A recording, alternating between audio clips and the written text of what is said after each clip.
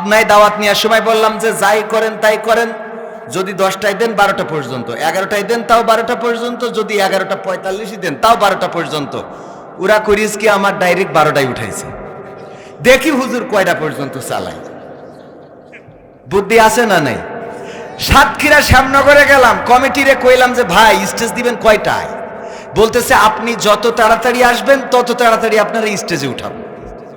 তো আমি, আমার ক্যামেরাম্যান তো সাথে থাকে, আমি নিজেই গাড়ি ড্রাইভ করি, একটু গতিতেই তাড়াতাড়ি করে চলে গেলাম যে চলো তাহলে তাড়াতাড়ি যাই, তাড়াতাড়ি গেলেই যদি স্টেজ দেয় তাড়াতাড়ি ওয়াজ করে বাড়ি যাব। হ্যাঁ, তো এখন যাওয়ার পরে আমারে ওই গাড়ি থেকে নামায় সরাসরি স্টেজে উঠাইলো, উঠাই বলতেছি সালাম দেন। তো সবাই সালাম দিলাম, বলছে চলেন। বললাম কনে? কয় বাজে রেস্টে থাকবেন, ইনি ওয়াজ করবে 12টা পর্যন্ত, তারপর আসতে হবে। মানে যত তাড়াতাড়ি পৌঁছাবেন তত তাড়াতাড়ি স্টেজে উঠাবো, কথা দিছি, উঠাইছি, সালাম দিয়েছেন, এখন হাটেন। সে লালমনির হাট এখানে আছে, এটা লালমনির হাট। সেই ধরে কই নীলমনির কি নীলফামারি, এন কই দেখো দিন বাপ মা উল্টে চলে গেছে। বউ জিজ্ঞেস করলো মাহফিল কনে? কইলাম যে নীলফামারি। এখন শুনি লালমনির হাট, দেখো দিন দেই। আমি দাওয়াত নিয়ে রাখিছি নীলফামারি, আসলাম লালমনির হাটে। যাক ভালো, অসুবিধে নেই। আপনারা খুশি কিনা? খুশি না বেজার? কথা তো এখনো আলোচনা শুরু করিনি, মানে আপনারা ওই যে সালামে জবাব দেননি তো একটু গরম করলাম, যাতে একটু সালামে জবাব দিতে ইচ্ছে করে। আসসালামু আলাইকুম রাহমাতুল্লাহ। এই দেখেন গরম হয়ে গেছে, আলহামদুলিল্লাহ। তার মানে বোঝা গেল আপনারা একটা ওম পাইছেন। ওম পাওয়া গেছে না? তাহলে মনে হচ্ছে খেলা হবে, খেলা হবে ইনশাআল্লাহ। তো কিছু কথা না বললেই নয়, কিছু কথা বলার দরকার আছে না নাই?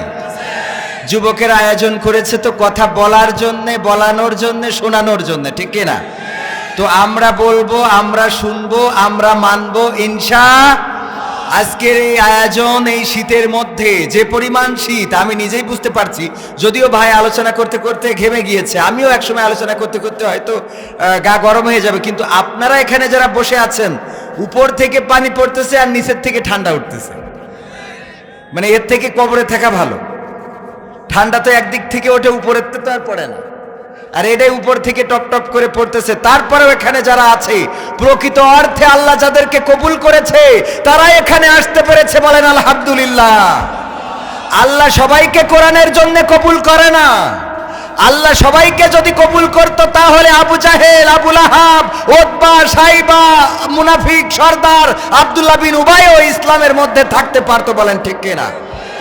আল্লাহ যাদেরকে বাছাই করেন শুধুমাত্র তাদেরকেই কোরআনের কাছে এনে দেন, আর যাদেরকে বাছাই করেন না তাদের ব্যাপারে আল্লাহ সূরা বাকারায় প্রথমেই বলে দিয়েছেন, খতামাল্লাহু আলা কুলুবিহিম ওয়া আলা সামঈহিম ওয়া আলা আবসারিহিম গিশাওয়াতু ওয়া লাহুম আযাবুন আযীম। আল্লাহ বলছেন যে আমি ওদের অন্তর আর কানের উপরে মোহর মেরে দিছি, চোখের উপরে আবরণ ফেলাই দিছি, ওদের যাই বলা হোক না কেন ওরা শুনবেও না, দেখবেও না, মানবেও না, বুঝবেও না। আর ওদের জন্য পরকালে কি রয়েছে? জান্নাতুল ফেরদাউস। কি রয়েছে? জাহান্নাম। জাহান্নাম শুধু না, বলছে ভয়াবহ আযাব, আযাবুন আলীম, ভয়াবহ আযাব, কঠিনতম আযাব রয়েছে। আমরা কি সেই আযাব পেতে চাই? আমরা কি সেই আযাব পেতে চাই?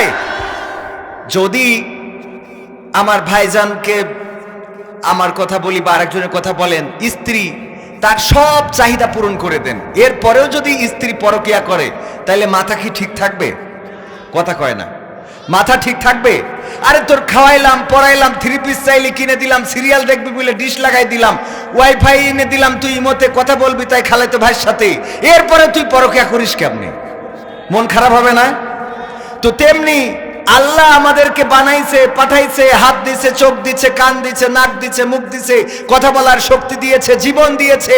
এরপরেও যদি আমরা কোরআনের বাইরে যে অন্য কোনো কিছুর সাথে সম্পর্ক করি, আল্লাহ বলে তোর মতো বান্দার দরকার নাই। তাহলে কি আল্লাহর পছন্দের বান্দা হইতে রাজি আছি? যদি রাজি থাকেন তাহলে এখানে শেষ পর্যন্ত থাকতে হবে ইনশাআল্লাহ।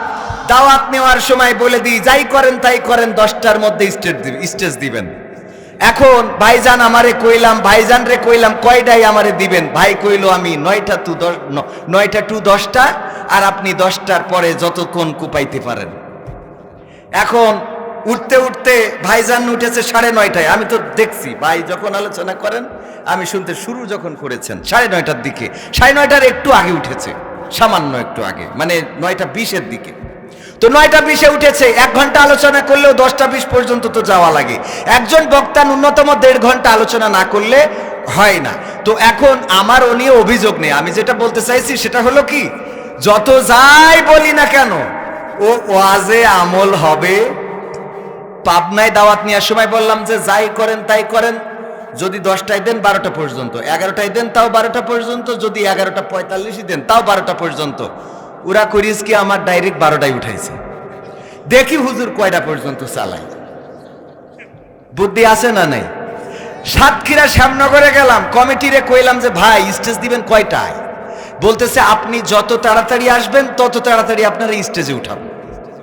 তো আমি, আমার ক্যামেরাম্যান তো সাথে থাকে, আমি নিজেই গাড়ি ড্রাইভ করি, একটু গতিতেই তাড়াতাড়ি করে চলে গেলাম যে চলো তাহলে তাড়াতাড়ি যাই, তাড়াতাড়ি গেলেই যদি স্টেজ দেয় তাড়াতাড়ি ওয়াজ করে বাড়ি যাব। হ্যাঁ, তো এখন যাওয়ার পরে আমারে ওই গাড়ি থেকে নামায় সরাসরি স্টেজে উঠাইলো, উঠাই বলতেছি সালাম দেন। তো সবাইকে সালাম দিলাম, বলছে চলেন। বললাম কনে? কয় বাজে রেস্টে থাকবেন, ইনি ওয়াজ করবে 12টা পর্যন্ত, তারপর আসতে হবে। মানে যত তাড়াতাড়ি পৌঁছাবেন তত তাড়াতাড়ি স্টেজে উঠাবো, কথা দিছি, উঠাইছি, সালাম দিয়েছেন, এখন হাঁটেন। বুদ্ধি আছে না নাই?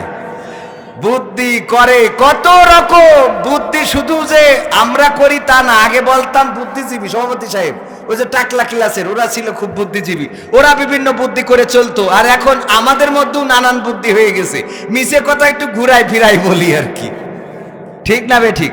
যাই হোক, এখানে আমাদের কোনো অভিযোগ নেই। আমরা যে সময়টা পাচ্ছি এখনো প্রায় 1.5 ঘন্টা, 1.5 ঘন্টা কি থাকতে রাজি আছি? যত ঠান্ডা লাগে লাগুক, যত কুয়াশা ঝরে ঝরুক, বৃষ্টি হতে পারে, ঝড় হতে পারে, টর্নেডো হতে পারে। ওগো আমার ভাইয়েরা, ফিলিস্তিনের মুসলমানেরা এই শীতের সময়ে তারা লড়াই করছে ওই ইসরায়েলের ইহুদিদের সাথে, তারা পাখির মতো গুলি করে হত্যা করছে। আমার মুসলমান ভাইয়েরা মরছে, মায়েরা মরছে, শিশুরা মরছে। তারা যদি তাদের দেশ রক্ষার জন্য, ঈমান রক্ষার জন্য, মসজিদুল আকসা রক্ষার জন্য তারা রক্ত দিতে পারে, জীবন দিতে পারে, একটা রাত কি কোরআনের জন্য আমরা দিতে পারি না? পারি কিনা?